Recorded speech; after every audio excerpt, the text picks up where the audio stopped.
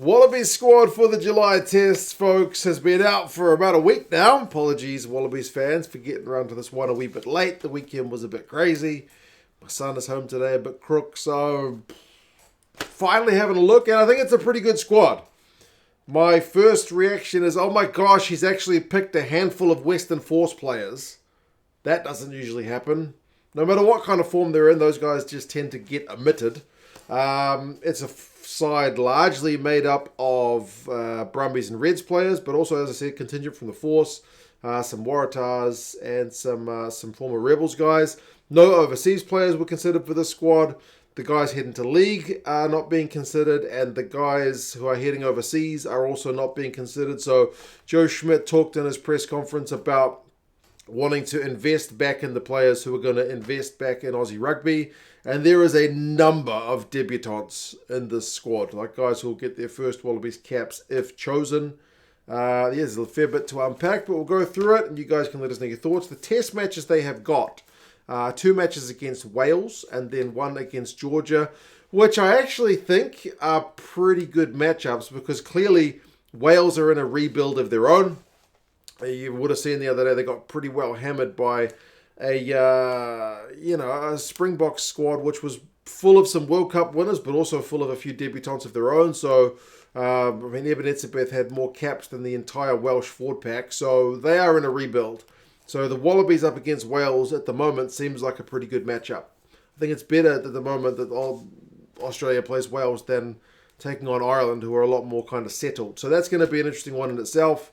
And then the one match against Georgia. It's great to see Georgia head to a kind of tier 1 nation for a kind of prime time test game. So, yeah, some interesting games ahead. Not a lot of time to prep, but we'll see how they go. 3 hookers and Fassler, Nasser, and Pollard. So Nasser and Pollard are the 2 kind of uncapped guys. And Matty Fassler is the kind of experienced guy with 5 caps. So that's pretty low in terms of experience. Remember, some of the guys, in terms of the front rowers in particular, are unavailable for this Wallabies squad with injury, and Jordan Uelese is one of the guys heading abroad, so he certainly wasn't considered. Ala Alatoa, Hodgman, Kalea, Nongor, Slipper, and Tupou are the props. So Slipper, with his 134 caps, is far and away the most capped guy of the squad. Then you got guys who are over 50 caps in Ala Alatoa and Tupou. But then you got uncapped Hodgman, who is a former All Black, though, so has played Test match rugby before. You got Kalea, who's uncapped and only 21 years old, so the loose head is certainly light on the experience scale. And then Nongor did go to the World Cup. He's got himself 4 caps as well. So, yeah, it's a pretty decent mix in terms of the props having experience or not. But, yeah, overall, there's 4 potential guys getting their first Test caps out of those 6 props and 3 hookers. So, yeah, it's still a sizable chunk, which is inexperienced. Remember, guys who are kind of injured and not considered, that's the likes of Angus Bell, Harry Johnson-Holmes, Blake Scoop, and Dave Parecki, plus even Lockie Lonergan. So, that's also a fair kind of chunk of experience in itself. Locks-wise, you got Blythe, Frost, Smith, Williams, and Salakai Aloto. 3 of those guys uncapped, Ryan Smith, Jeremy Williams, and Angus Blythe. Really chuffed for Jeremy Williams because he's been playing the house down for the Force this season, also captaining their side. Nick Frost has spent a little bit of time in the back row for the Brumbies this year as well. If they decide to deploy a potential kind of extra bit of timber in the back row, he's an option there. But I would say he's probably going to be just locking the scrum. And then, Angus Blythe alongside Ryan Smith. So a couple of the kind of Reds guys lined up for their first caps. And I get the feeling Schmidt is pretty impressed with the way the Reds have been going under Les Kiss this year. Back rowers, Gleeson, Hooper, Kale, Wilson, Wright, McCright, and Valentini. It's an interesting one because you got Gleeson, who is Wallabies capped, who's basically a number 8. You've got Charlie Kale, who's a number 8. And then you've got Harry Wilson, who's number 8. And then Rob Valentini, who's a number 8, also been playing 6. So with those 3 guys who are pretty much specialist 8s, you would think maybe Valentini's going to head to number 6. But then Tom Hooper's that kind of lock-loose forward who also provide that bit of extra tall timber in the back row if they decide to deploy him at 6. I can't see anyone but McCright being the number 7. And then also Liam Wright has also been really solid for the Reds this year at 6. Tackles the house down. He's been great at line-out time. So yeah, there are certainly some options, but the back row compared to the front row and the second row is certainly the most experienced, with Charlie Cale being the only newcomer to Test match duties. Average age of the forwards is 25, which is kind of middle of the road. Some of the sides are younger, like the French and the Italians. Some of the sides are a bit older, like the Irish. The average caps is 18 and a half, but you got to remember 134 cap James Slipper is dragging that average up by the scruff of the neck. Backs wise, Tate McDermott, Nick White, Jake Gordon. Those are the three halfbacks. Those guys are all international caps, all double-digit caps, so all very experienced guys. That is one area that they do have a bit of depth, but 10 is a little bit less so. Lolosio brought back in. Remember, he kind of fell out of favour. He's done that a few times in his career. He comes into favour, he falls out of favour. Some people say, he's not good enough for international rugby. He's never managed to take the step up. The dude's only 24 years old, so I still think he's getting better. Like, I don't think any of us, maybe at your prime at 23 or 22, whenever the last time he played for the Wallabies, but he's been really consistent for the Brumbies. He's been goal kicking well. He's been pulling the strings at the back line. Also, Ben Donaldson for the Force has also been playing well. Remember, he's been deployed at fullback for the Wallabies as well. And then Tom Liner is kind of the exciting youngster at 21. He was interviewed with, I think, Josh Nasser, talking about, what's it like having a dad who's a former Wallaby and what's it like being in camp. And he's basically talked about how they're keeping things pretty simple with the kind of coaching strategy thus far. So with such limited time to get these guys on board, it makes sense to not be sending out kind of overly complicated messages and to get the basics right. Now, that was Lolosio who was talking about that, but these guys have all been interviewed. It's been an interesting one to watch. But I mean, yeah, Ben Donaldson at 25 is the oldest of those 10. So Schmidt did talk about wanting to have kind of experienced nines, because the 10s are a little bit less on the kind of experience scale. Like Jake Gordon's got as many caps as Lolosio, but Jake Gordon's the least experienced Test 9 compared to Lolosio, who's the most experienced Test 10. Midfielders, Stewart, Ikitau, Paisami, Filuai, and Fluke. That's an interesting mix as well, because 3 of those guys are uncapped. Only Ikitau and Paisami have been capped. There's also Daugunu, who can play in the midfield as well, but he's probably going to be an outside back.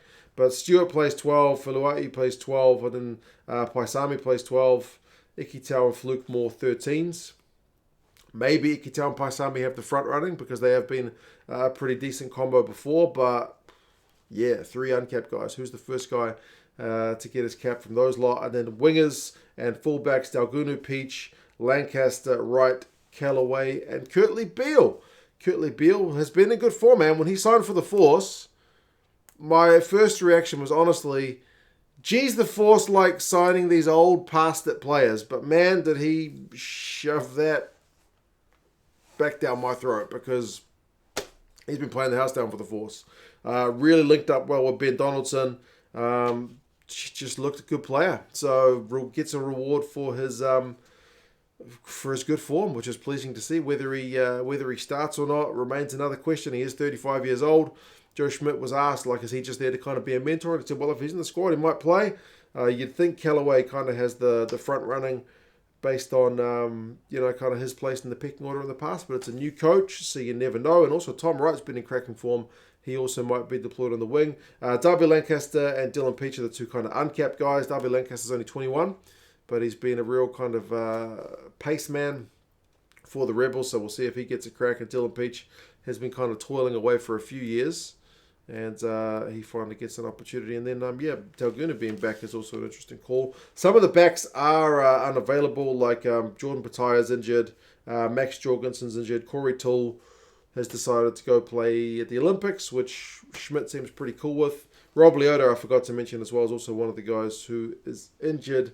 Some of the guys who've kind of missed out, like Pone Fatamosili's not had a lot of game time this year, so his omission is maybe not that surprising. Finds Lela Wassa. Maybe hasn't had as much game time as he would like for the Force.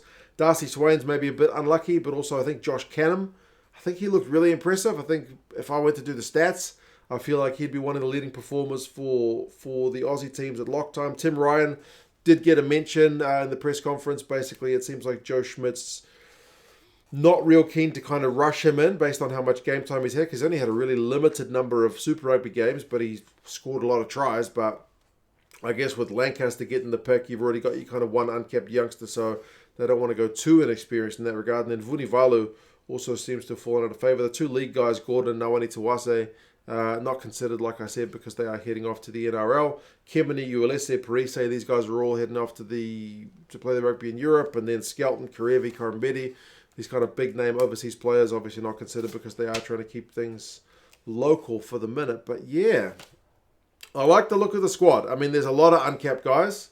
But like I said, knowing that Wales are the team coming into town, I feel like that makes sense. And it's a time to blood some young guys. They haven't picked a captain yet because Joe Schmidt said he's still getting to know some of these guys. He only knows them at a kind of very surface level. He's only meeting some of these guys for the first time on the training pitch. But he'll pick a captain for the first test who may not necessarily be the captain going forward. He's going to kind of take it game by game. But yeah, I'm pretty, do I say confident? I've got faith that Joe Schmidt, he knows what he's doing, and he is a guy to get the most out of the squad that he's got. The front row is maybe the one situation that's a little bit concerning because we did see, like, the Brumbies got bossed by the Crusaders at one point. They got bossed around in a few games, even the likes of Alalato and Slipper at times. So if the front row can stand up and at least get kind of parity, it doesn't have to be dominance, but if they can get parity against other teams, there's a lot of excitement in the backs and some really, really good loose forwards. So yeah, I look forward to seeing how they go. They might even go in as favourites against Wales. We'll kind of have to wait and see because, as I said, Wales got pumped the other day and are certainly in a rebuild of their own. But yeah, you guys let us know your thoughts. If you're looking forward to some other content in terms of stuff between now and the tests that are coming in just over a week's time, check out Two Sets on Tour.